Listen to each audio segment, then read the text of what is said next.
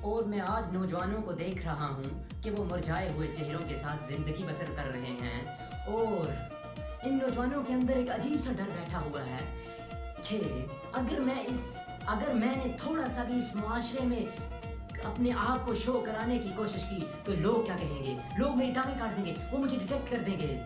ارے مین، میں تجھے کہتا ہوں کہ میری بات کو تو آج کہیں لکھ لے یا پھر یاد کر لے کہ یہ لوگ صدیوں سے ڈر سے لوگوں کو ڈراتے آئے ہیں۔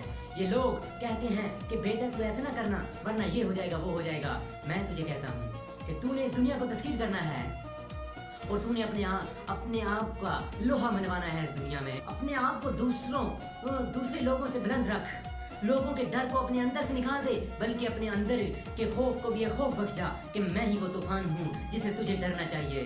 ارے مین، اپنے آپ کو فضول محفلوں اور فضول باتوں میں اپنا ٹائم برباد نہ کر، کیونکہ ٹائم ہی اس دنیا کی سب سے بڑی چیز ہے۔ اپنے خیالات کو سب سے اونچا رکھ، کیونکہ تم جیسا سوچو گے ویسا ہی تمہارے خیالات ہی ہوں گے۔